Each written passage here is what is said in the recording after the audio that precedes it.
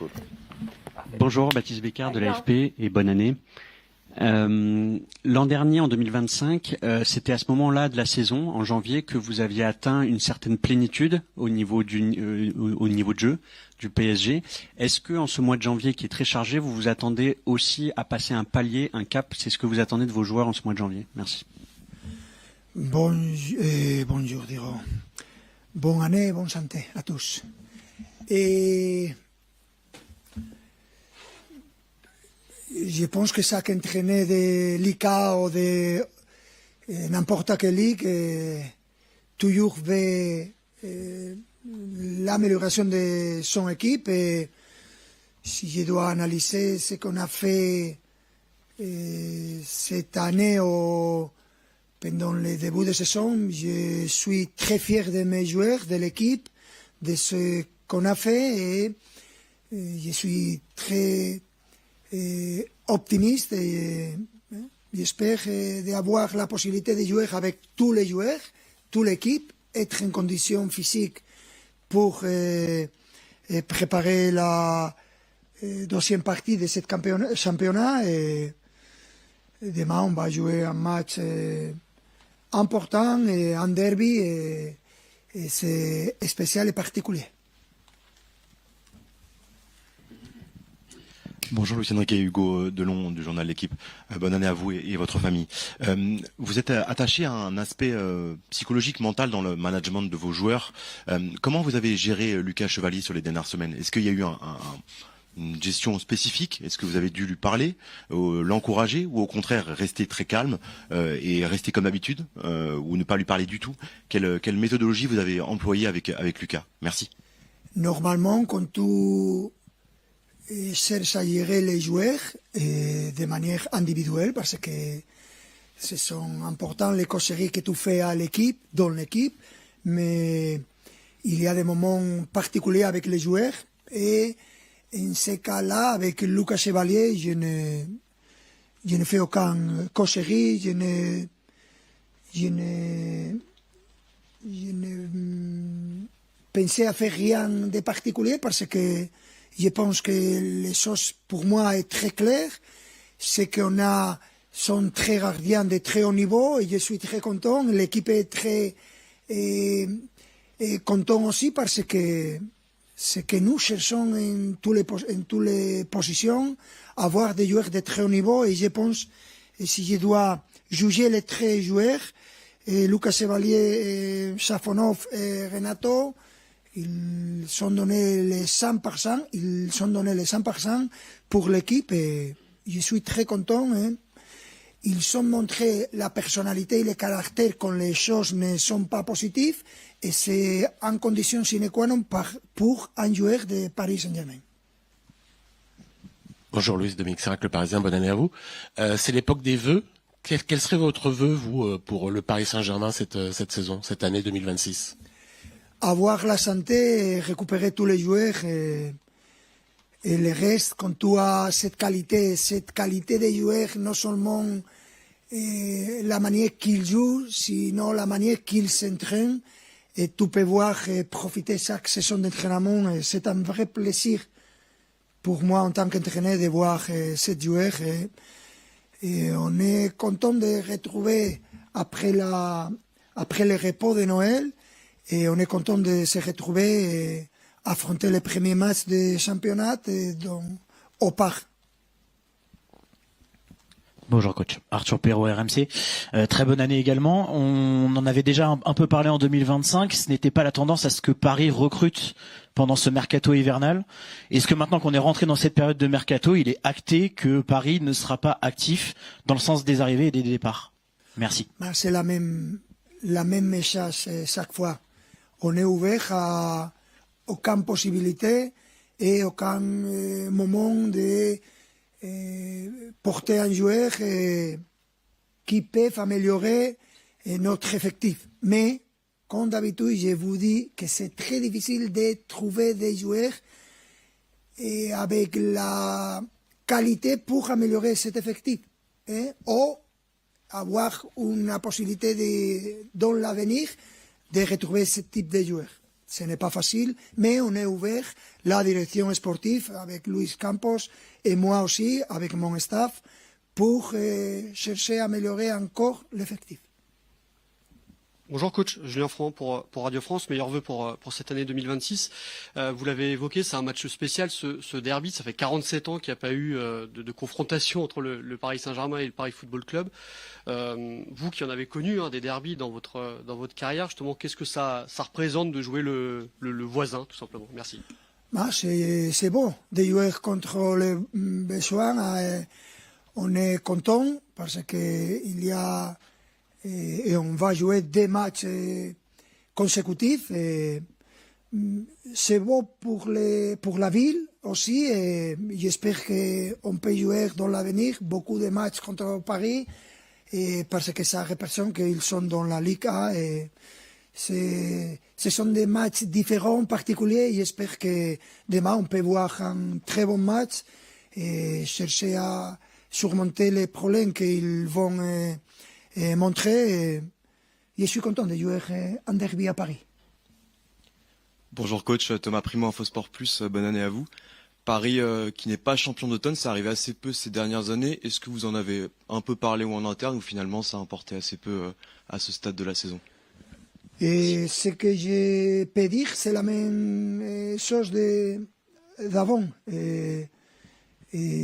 On a fait, je pense, avec toutes les conditions qu'on a eues partout, je pense qu'on a fait un premier bon mi-temps de la saison, mais Lens a été meilleur et ils ont gagné beaucoup de points et on veut améliorer, on veut continuer, il faut améliorer pour gagner beaucoup de matchs, beaucoup de points et c'est la partie du championnat important et ça va être difficile pour toutes les équipes. Et on est conscient de ça et on veut la qualité de Lens et de les autres équipes qui sont dans la lutte pour la compétition. Et on est conscient de ça et ça nous motive et on veut gagner beaucoup de matchs. Bonjour coach, meilleurs vœux. Lucas Métairie pour la chaîne L'équipe. Je voulais savoir, est-ce que tout simplement la pause a fait du bien? Comment vous avez retrouvé vos joueurs physiquement et mentalement? Je dois dire que très bien. Et je me rappelais de ce que nous avons avant la trêve ou les fêtes de Noël. Et je me répète, c'est un vrai plaisir de voir cette qualité, cette envie de jouer au football. Et pour moi, en tant qu'entraîneur, c'est très positif. Et je suis très content d'être ici et de voir les joueurs et l'équipe comme ils s'entraînent. Bonjour, Norbert Cohen de France 3, meilleurs vœux. Est-ce que, pour revenir sur ce derby, est-ce qu'il a une saveur particulière? Est-ce que, comme il est historique, vous avez préparé vos joueurs de façon différente? Est-ce que vous avez parlé du contexte historique? Et est-ce qu'il y a une pression parisienne spéciale? Non, rien. Normalement, on prépare les matchs de la même manière, avec les choses que nous considérons importantes. C'est difficile de savoir avant ce qu'ils vont faire parce qu'ils ont changé pendant cette saison. Et normalement, quand les équipes jouent contre nous, normalement, sont des choses, mais on a vu qu'ils sont de la qualité, qu'ils savent comment défendre. Et ce ne sera pas facile. Et spécialement parce que pour eux, c'est un derby et c'est un moment particulier. C'est un derby très particulier parce que les places où est les deux stades, je pense qu'il n'y a pas de stades aussi vecinos, nous sommes voisins, aussi près, et c'est particulier, mais je me répète, c'est beau pour nous de jouer ce derby et on est content. Bonjour coach, Ilias Peters, 90 minutes. Bonne année, meilleurs vœux bien sûr. Coach, dans quelques jours après le derby face au Paris FC, le PSG ira au Koweït pour disputer le trophée des champions face à l'Olympique de Marseille. L'entraîneur de Marseille, Roberto De Zerbi, a déclaré qu'il aurait souhaité que ce match se tienne en France. Je voulais savoir votre avis sur la question. Merci. Rien. Je suis très content de jouer avec Paris Saint-Germain partout.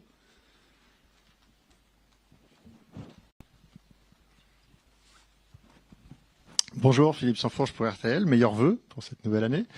Le fait que le Paris Saint-Germain ait atteint son Graal avec la Ligue des Champions en 2025 et que vous ayez annoncé dès le début de la saison que un des grands objectifs était de conserver ce titre, est-ce qu'il existe un risque d'être tellement concentré sur cette Ligue des Champions que en championnat, on puisse peut-être abandonner quelques points par-ci par-là, d'autant plus quand le rival n'est pas forcément l'équipe qui était la plus identifiée au départ, qui peut être une équipe un peu surprise. Est-ce que c'est un risque que vous avez identifié et est-ce que le championnat reste une priorité majeure pour le Paris Saint-Germain cette saison? Le championnat a été toujours un objectif très clair. Mais c'est vrai que si on analyse cette première partie de la saison, on n'a pas joué avec l'équipe du Paris Saint-Germain, l'équipe typique. Et c'est pour ça que je suis très fier de mes joueurs.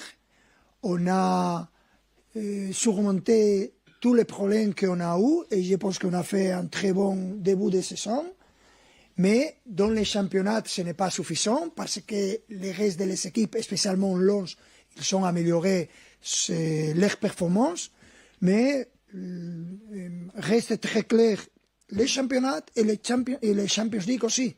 Et l'année dernière, que vous avez parlé, et on a eu des problèmes, surtout dans le début de la phase de classification de la Champions League, quand j'ai parlé comme ça a été parce que je n'ai pas vu seulement les résultats, j'ai vu comme l'équipe jouait, et je pense qu'on a joué sensationnel cette première partie de l'année dernière, et on a mérité de gagner, d'avoir 100 points de plus, et la classification serait très différente avec ces 100 points.